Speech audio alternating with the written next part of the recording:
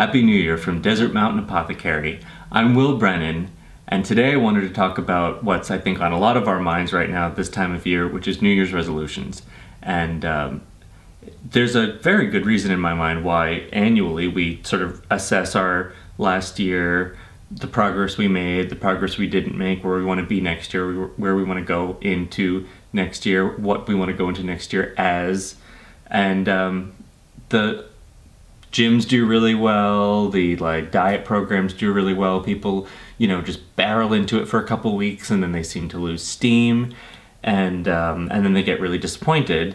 And for most people in the country, it's actually the worst time because they're coming into the worst part of the winter, sort of the hardest, coldest, darkest part of the winter, and they've given up their gym routine or they've given up their diet, and they basically won't be poking their head out into the sunlight until Easter.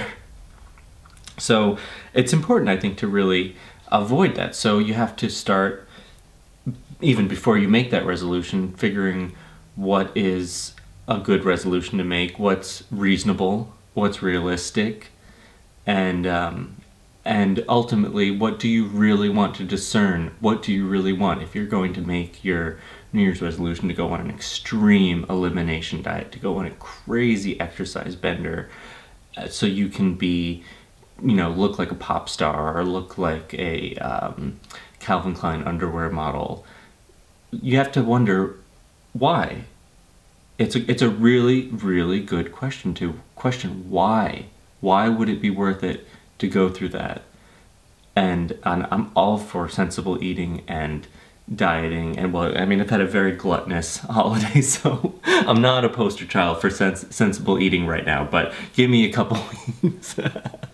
So it's really getting down to the root cause of why you want to, what's the payout, what's the end goal of those New Year's resolutions. That's examining them and parsing out what is realistic and what you really want, really will get you, separate the wheat from the chaff. So if you are going on a crazy exercise binge and a crazy extreme diet binge, is it because you want people's approval? You think you'll finally fit in, you'll finally find love, you'll finally find acceptance? If you want those things, it's great. Being healthy and working out will actually move you towards those things, but they won't get you those things on your own.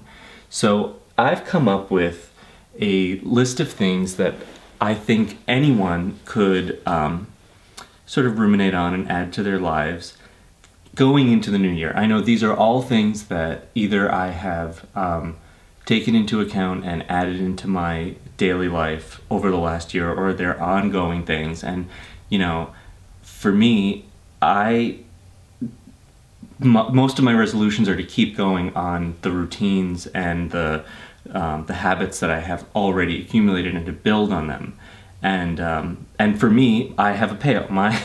It sounds ridiculous, but I have a lot of ongoing habits and routines that are my New Year's resolutions, but the big one is to have bigger arms and a smaller waist. Well, that means working out more, eating much more sensibly, and having less sugar in my diet, not eating so much pizza. I really, want the bigger arms, smaller waist look, and that you can't cheat that, unless you want to go to the plastic surgeon's office or, take a bunch of diet pills that will eventually give you a heart attack or whatever. There's no amount of exercise that's going to compensate for poor diet. So I know what I have to do, and if in my list is the solution for bigger arms and smaller waist. So it's obviously a multi-pronged approach, but these are all things that I would love for everyone to take into account, and at the, conversely, don't go crazy and try to change every single aspect of your life all at once, because I don't think that's a good idea, and it will only lead in disappointment and failure, unfortunately, for most people.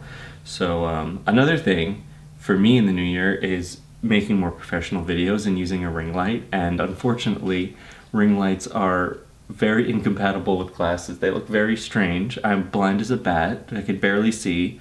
I certainly can't see at all without my glasses, but we'll just have to make make the best of it. I'll just have to make the best of it. I hope I don't have that weird not seeing look in my face, but there's only one way to find out.